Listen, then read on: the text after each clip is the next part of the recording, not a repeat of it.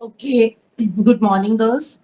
We'll start with debt equity. We've already started, but a little again a revision of the formula and certain heads you might have forgotten, right? So let's do it. Debt to equity ratio. So we did that. Debt to equity ratio is the first long-term solvency ratio. So debt to equity ratio is the ratio between debt to equity, ideal size of the debt equity ratio is 2 is to 1, and debt I told you which part of the debt is taken in debt equity ratio. Debt is taken, long term debt is taken, so not only I mean non current liabilities. So which part of non current liability specially makes the debt equity ratio? So it is long term debt, that is debentures plus long term provisions. So in other way, non current liability is part of, you can say, debt. And equity, equity is we have shareholders fund plus reserves and surplus. Sometimes the split of reserve surplus is given in the question. If reserve surplus is given, then there is no need to take any subhead. But if instead of reserves and surplus or along with reserve surplus any other, I've already told you now that it is not taken. But if reserve surplus is not given, there are certain reserves given like general reserve, specific reserve, investment fluctuation reserve, etc. Then the most important part is balance is reserves. I know you can make out that reserve is part of reserves and surplus, but even reserves and surplus consists of balance in statement of profit and loss. That balance can be debit balance, that can have it can be a credit balance. If some such thing is written debit or credit, debit stands for loss and credit stands for a profit or gain, right? So if debit is there, you have to subtract, and if credit is there, you have to add. Then I told you that the most important thing that you have to remember, that you should be very very clear about the main heads that come on the liability side and main heads that come on the asset side. So on the liability side, the main heads are shareholders fund, then you have non current liability, current liability. And on the asset side, you have non-current assets, current assets, and fictitious assets. Please, I marked fictitious assets. Yesterday, it was not clear. I did not emphasize it. I thought that I explained less about fictitious asset. Right, then I'll come back to fictitious asset. We'll keep them on hold. Then capital employed is other thing that would be given in the question. So you should be very clear. Capital employed. Again, I'm telling you again and again, because why I'm emphasizing, reason being that there is a mistake. Generally, capital employed is not only shareholders fund. Capital employed is the sum of debt plus equity. Debt, we know, non-current liabilities plus equity. Equity is the other name of shareholders fund is equity. So both non-current liabilities, that debt part of non-current liabilities plus equity is capital employed, right? Now, capital employed, if I want to use it was used yesterday. If I want to use this to find the capital employed, especially in case of debt equity ratio, so we know that I can take anything, any side and find capital employed. And I've told you that capital employed is sum of these two. That is capital employed, right? So if I want to find, suppose capital employed is missing in the question, I will take current liability on the other side and subtract it. That would be non-current assets, current assets minus current liability. Now there are fictitious assets. Fictitious assets are also assets. They should be added, right? But while calculating debt equity ratio, why fictitious assets are not added? Why are they subtracted? Though they should have been added, but why are they subtracted? Reason being very important, that fictitious, like we did quick assets and we subtracted. If you remember, we did not consider prepaid expenses. We did not consider inventory while calculating quick ratio, right?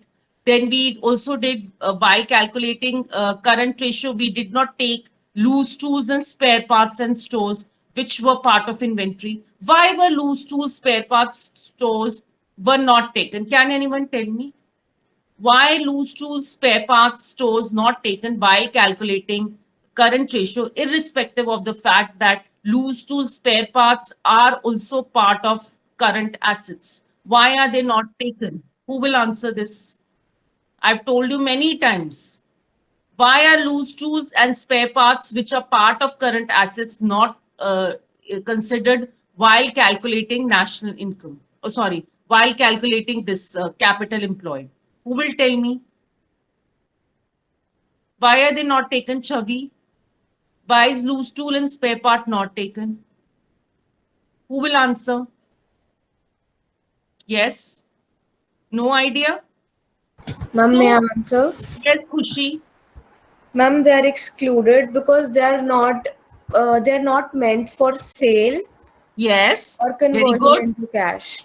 Yes, they cannot release cash, They cannot release cash quickly. They are not meant for sale, loose tools, and you can say spare parts. They are meant to be kept with the firm company. That is why they are not included. Same goes with the as and we did not in the quick assets, we did not take the prepaid expenses, neither we took inventory. Reason being that inventory takes little time to release cash. Same goes with you can say quick assets, mean quickly the most liquid form of asset which releases cash immediately, right? So and again, prepaid expenses, how will they release cash? Because they are expenses, they have been paid already, so how will they generate cash to pay off the debt?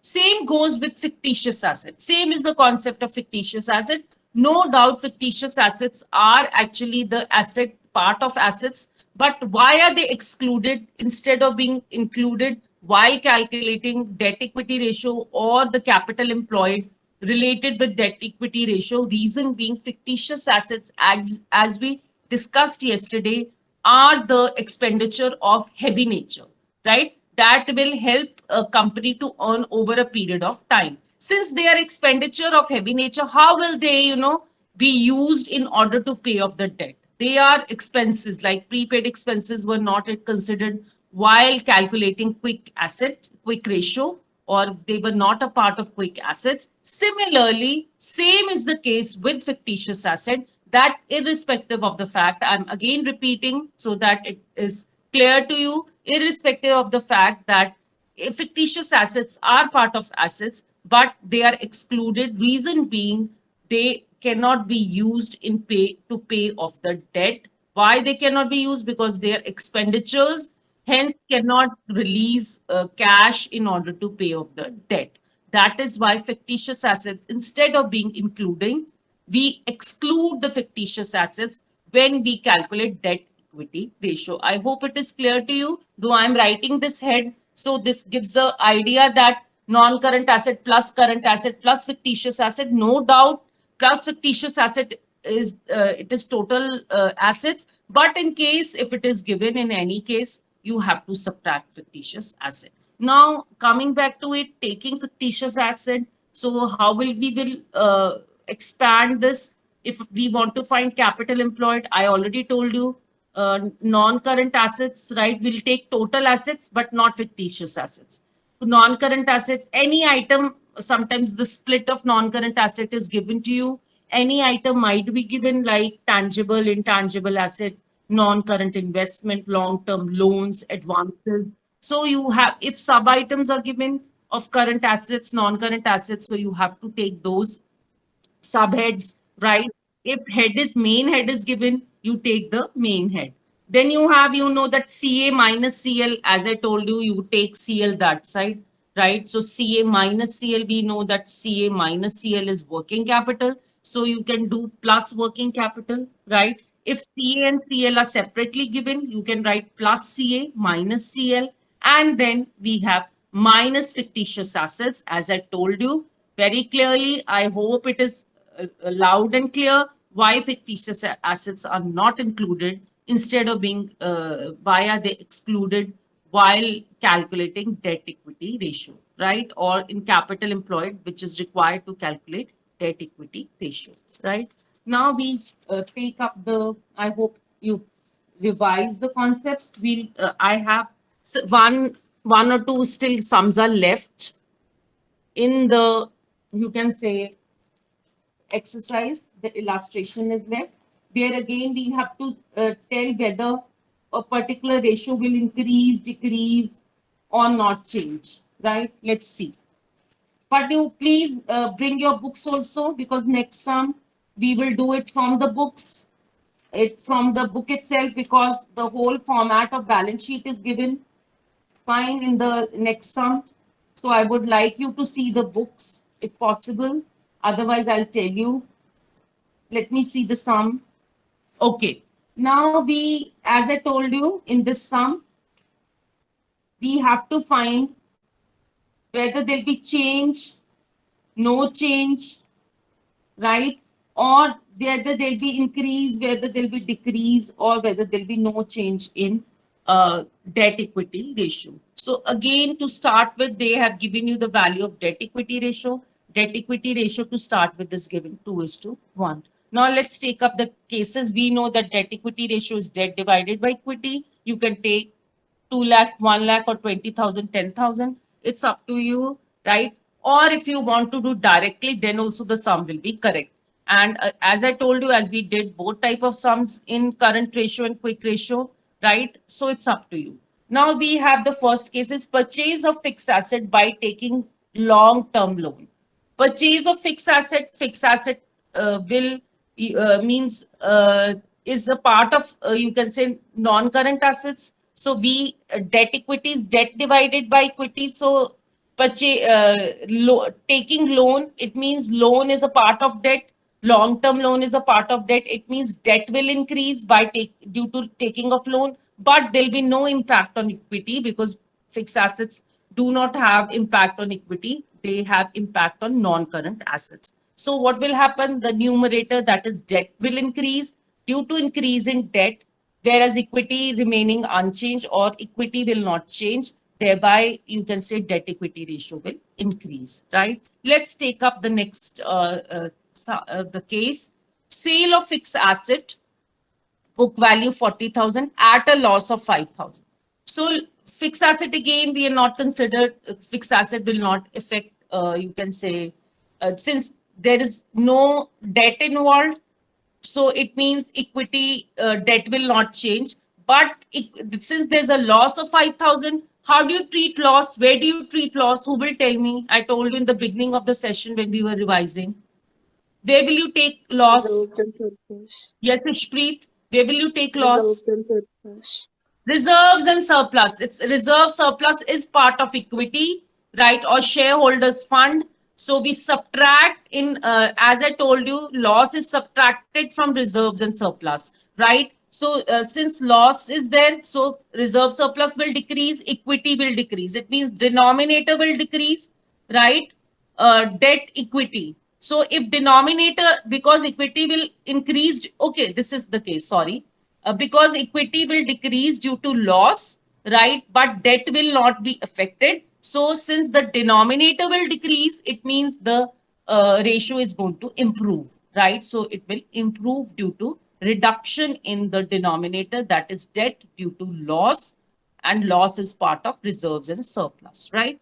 So now let's take up the third case. Sale of fixed asset, book value is 40,000 for 50,000. Now see, the book value is 40,000, but the sale is for 50,000. There is a profit of 10,000. So profit will be added with what? Profit will be added with, it will reserve surplus. It will, the profit will raise or will increase equity. So debt remaining unchanged, since no debt is involved in this whole entry, debt will not change, equity will increase. As the denominator is increasing, it means that the ratio will decrease, right?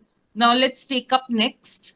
Next is issue of new shares for cash. For cash, cash is a current asset, so it will not impact, you can say, this thing. But new shares are issued, it means equity will increase due to, you can say, issue of shares. Debt will not remain unchanged, so no impact on debt numerator, but equity denominator increasing. So if equity increases without any effect on debt, it means the overall ratio will decrease, right? Now you have issue of bonus shares. Again, I put a star and emphasize. Please note, you have to be careful about What is issue of bonus shares? I know you've not done the chapter shares till now, so you do not know what are bonus shares. Bonus, from the name itself, you can make out bonus means profit, right? Bonus means gain. So it means bonus shares are the shares which are issued when there is profit or from the extra profit of the firm, right? Conversion of accumulated profit is done in order to, you can say, issue bonus shares. So what do you say? One part of equity is increasing, the other part of equity is decreasing. It means if profit is utilized in order to issue bonus shares, it means shares will increase equity, whereas if accumulated profits are being used in order to issue shares, profit will decrease. So we know that profit is also part of equity. Bonus shares or shares are also part of equity. One part of equity is increasing, other part of equity is decreasing without bringing about a parallel change in debt. So there will be overall no change in debt equity ratio. So if any one of you, if you don't understand anything, please don't hesitate. Do ask me, right? Now comes next. Next is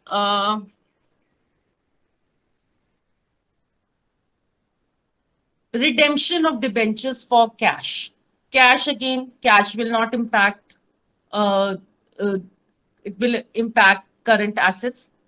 But redemption of debentures, can anyone tell me, will it impact debt? Who can tell me? Will redemption of debentures impact debt? What are redemption of debentures? Under which head are they considered? Head or subhead? Who will answer? We've done it in ratio also, that current ratio and quick ratio. What is redemption of debentures? Who will answer? Please, I want an answer. Redemption of debentures. I told you that the amount of debenture, the installment of debenture, that has to be paid in that particular year, right? That is a current liability. We've done it in first chapter also, and I told you again and again why we were doing similar, you can say, case in case of the current ratio. We did there also redemption of debentures for cash. So since they're redeemed for cash, what will be the impact on current ratio? Cash will decrease, current ratio will, you can say, will decrease as current assets decrease. But redemption of debentures for cash, will it have any impact on debt equity ratio? No change, because here both current liability and current assets in this entry are involved. Current redemption of debentures is a current liability, right? Cash will also be affected current assets. So overall, no impact on both debt and equity. Hence, redemption of debentures for cash will not change, you can say, debt equity ratio. Please, all of you know, don't debentures, we all know that debentures is a long-term borrowing. Debenture is a part of debt. So children tend to do mistake that by just seeing debenture, they think that it will impact debt. It will, redemption means it will decrease debt. I know this is the common answer given by students. So debt will decrease, and so debt equity ratio will also decrease. But no, as we, please note, again I'm repeating why, because please don't make mistake that redemption of debentures is that installment or that part of, or that portion of amount that is utilized in order to redeem the debentures is actually current liability. I gave you example, if you remember, that suppose company has issued debenture of say 5 lakhs, right? So loan is of 5 lakhs, but it is payable in installment of say 1 lakh plus interest. As I told you yesterday, there is some always in front of debenture 10% debenture. This is so fixed in front of debentures. Then why are these? Why is it written? What is it for? I told you yesterday that 10%, 8%, 12%, which is written in front of debenture, is to calculate interest on debentures, which is to be paid. So interest plus, suppose it is 1 lakh installment plus 10,000 interest, 1 lakh 10,000 amount will be considered as current liability, but it will not impact long-term debt. I hope it is clear. I have again and again told you So the Yes. effect of redemption, yes, Mannat, you want to ask something? No, ma'am, I said yes, ma'am. I am. Okay. So a redemption of debentures for cash will have no impact on, you can say, debt equity ratio. Fine. Now let's take up next case. Conversion of debentures into equity share, right? So conversion of debentures, it means debentures are converted into equity shares. It means debenture are part of long-term debt. Debt will decrease, right? Debentures are converted. It means into equity share, shares will increase. So you can see that the numerator is decreasing, whereas the denominator is increasing due to issue of shares or conversion into, not issue, but conversion into equity shares. So automatically, if the denominator is increasing, the ratio will decrease, right? Now, then you have next is declaration of final dividend profits are appropriated. Okay, declaration of final dividend. This is the only thing that declaration of final dividend. So I told you that final dividend, again, dividend payable is what? Who will tell me? Dividend payable is what? The installment of dividend or the dividend payable is what? Who will tell me? I told you. Current liability. It is a current liability, right? Just like redemption of debentures, not debentures, redemption of debentures is a current liability. Same payment or declaration of final dividend, it means you have to assume that after declaration, the dividend is paid, right? So the payment of dividend, again, dividend payable is a current liability, not dividend, but the dividend payable that is needed to be paid on yearly basis, right? So, but how dividend is paid? Dividend is paid out of profits. Fine, profits are utilized in order to pay off the dividend to shareholders, whether they are equity shareholders, whether they are preference shareholders, right? Since profit is appropriated to pay dividend, it means uh, debt equity will decrease as profit is utilized. Profit is decreasing because profit is being utilized in order to pay off the dividend declared. So debt will not change. Equity minus profit, it means the, you can say the denominator is decreasing. If the denominator is decreasing, of course, you can say that the ratio will improve, right? This is how you have to do these kind of questions where you have to tell whether the ratio will increase, decrease, or not change. Now, please, girls, I know, let me see the next. Okay, this is a solution, but please, you have to see now, as I told you, please bring books. Who will read the next question? Because I know it's a big balance sheet, or you tell me which part of the balance sheet will you take while calculating debt equity ratio. Who will tell me if you have the book in front of you? So if you see the balance sheet, I'll read out. In the balance sheet, you have shareholders fund is given to you, right? If you see in the book. So under the shareholders fund, two items are given: share capital, reserve surplus, along with surplus that is balance in statement of profit and loss. If you see, it is given to be negative, right? A negative value is given 2,30,000 within bracket. We've done in, as I told you, we've done in comparative statements also. Earlier also, I've told you bracket indicate a negative value. So negative value means loss. So it means reserve whatever amount 2,30,000 within bracket under reserve surplus. It means loss, right? Loss.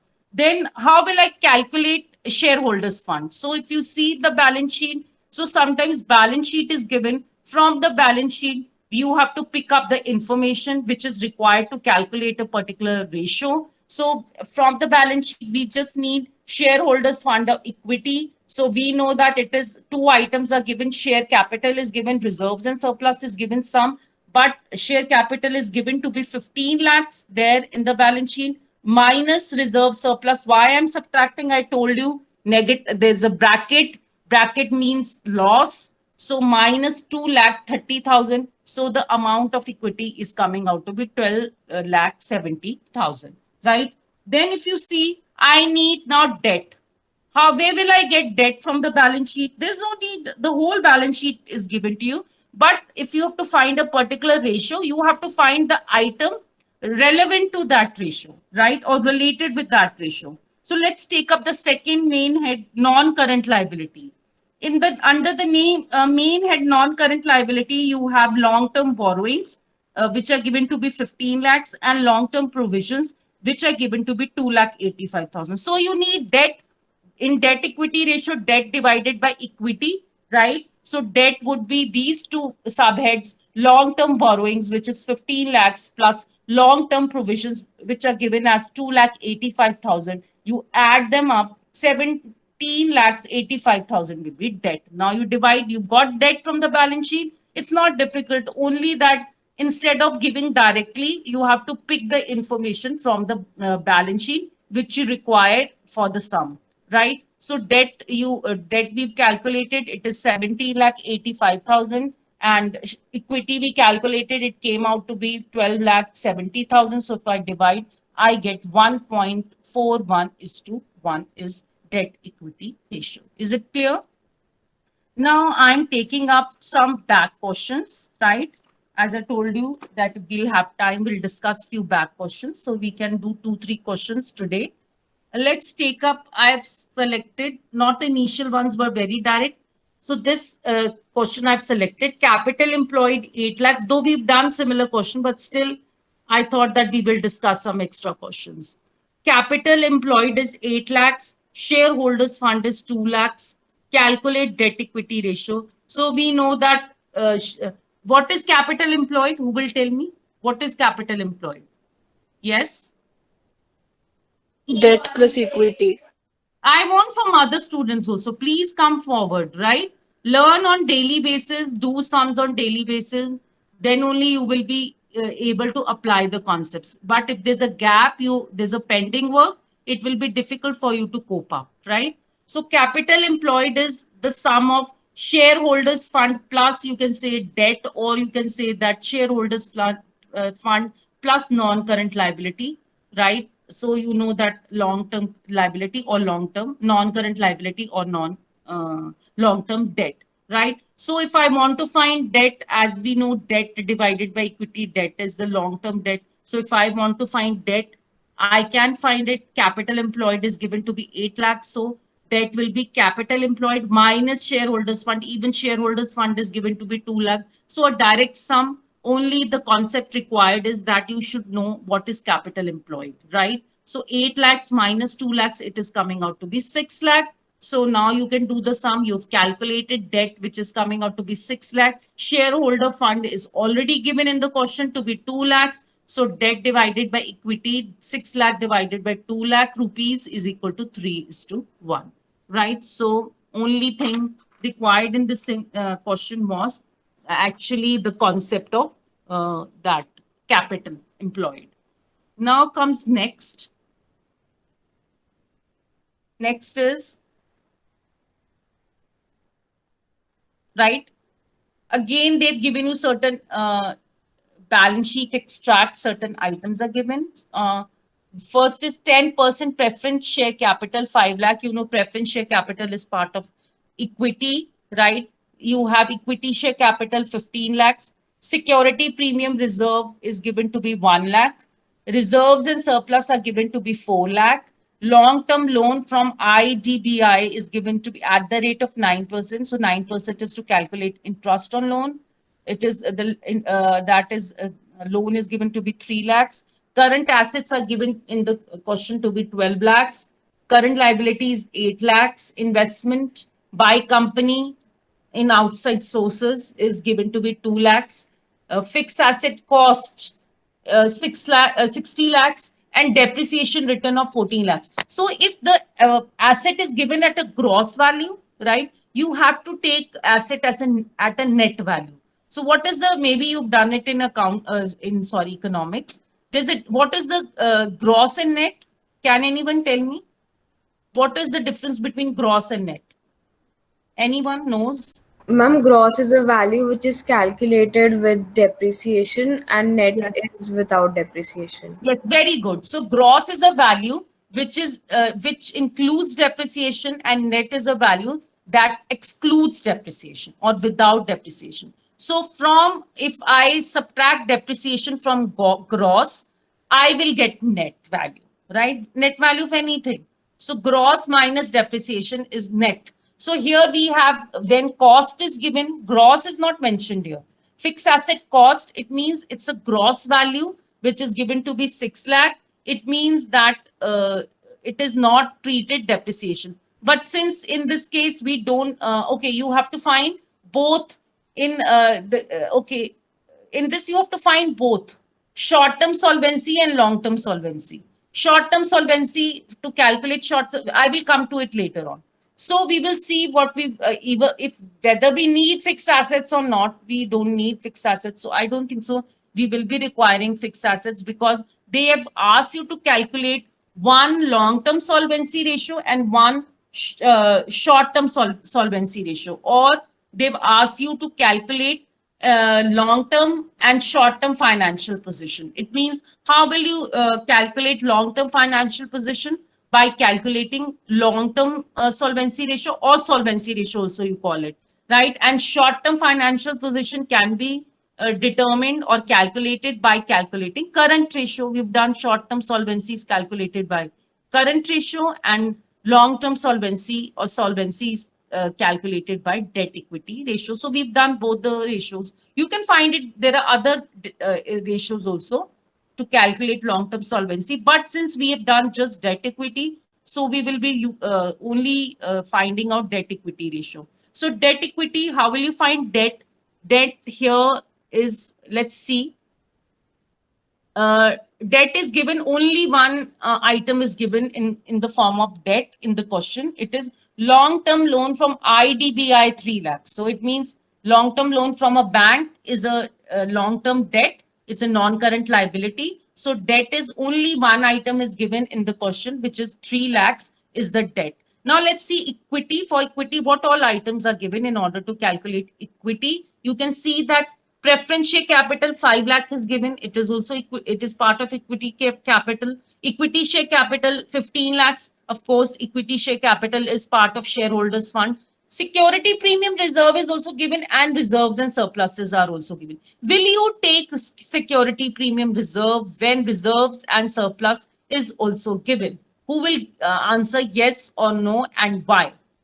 Please, who will answer this question? Will security premium reserve be included in, you can say, equity share capital? Let me know. No, ma'am, it will not be included. Why only Khushi, Ishpreet, they are answering? Others should also come forward. Okay, now why is security premium reserve not included, beta? Ma'am, because reserves and surplus, ma'am, the value of reserve and surplus is given, so security premium reserve is already included in it.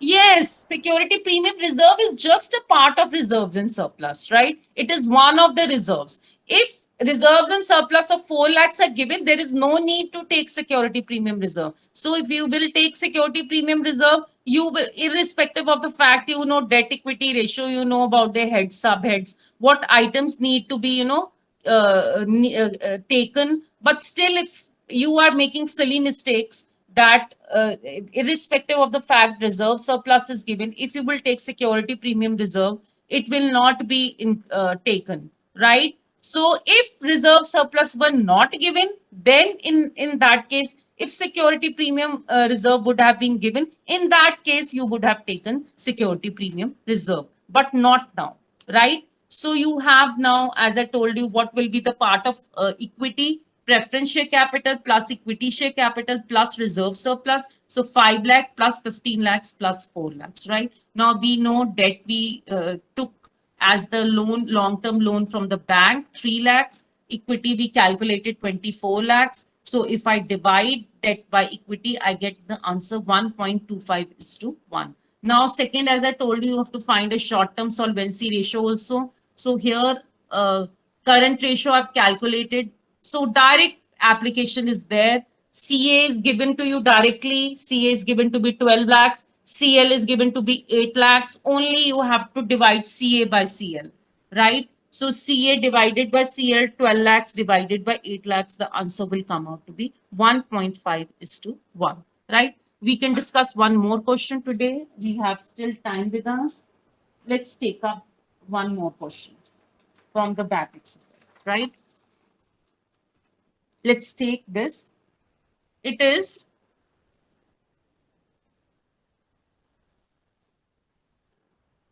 again a list of items are given. Debt to equity we have to calculate. So what all is given here? Fixed asset gross, accumulated depreciation, fixed asset gross 8,40,000, accumulated depreciation rupees 1,40,000. Then non-current investment is 14,000. Long-term loans and advances 56,000. Then you have CA 3,50,000, CL 2,80,000.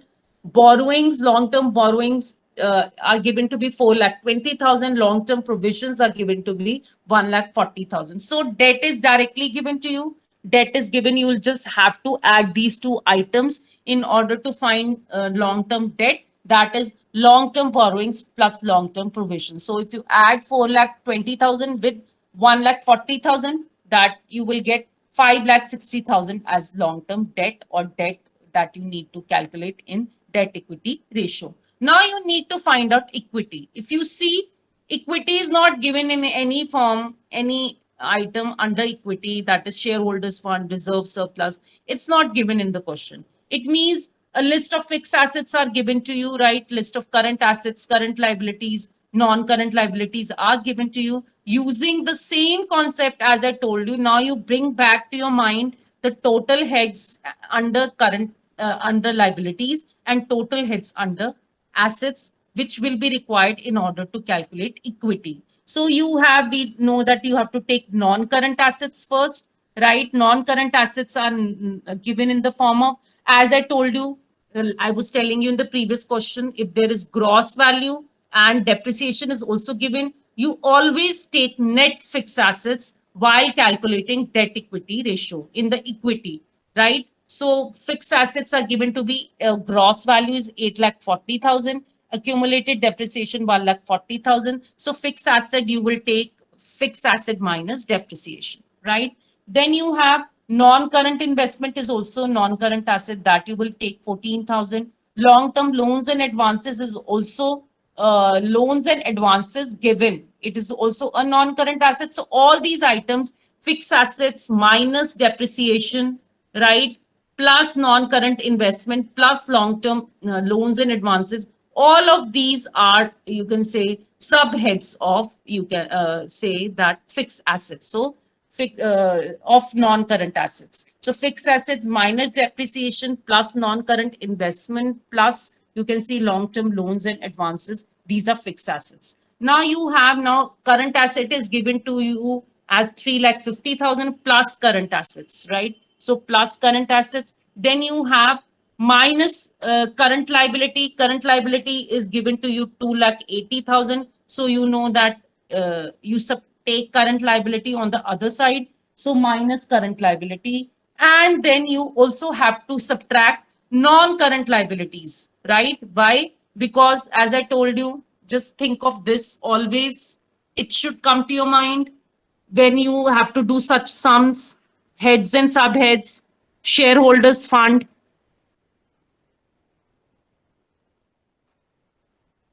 non-current liability, current liability, non-current assets, and current assets. So I need to take current liability this side.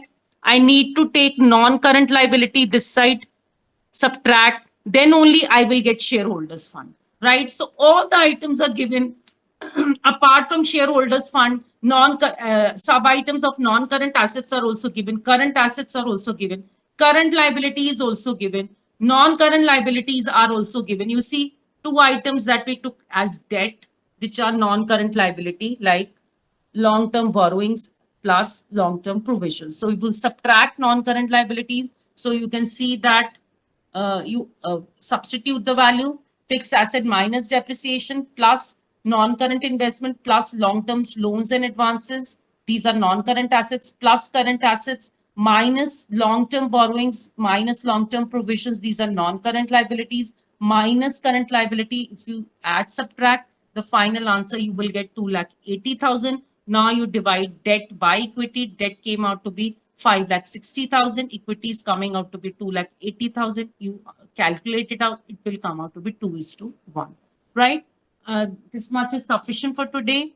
please keep trying the sums given at the back. So after doing long-term solvency ratio, there are other 3 ratios also. I will ask you to send your work. So half, then I will, next 2 ratios we will do, and then I will ask you to send your, you can say, work related with those ratios. So keep doing back sums. If you have any problem, you can ask me, right? Thank you, girls. Thanks for joining. Bye. Take care.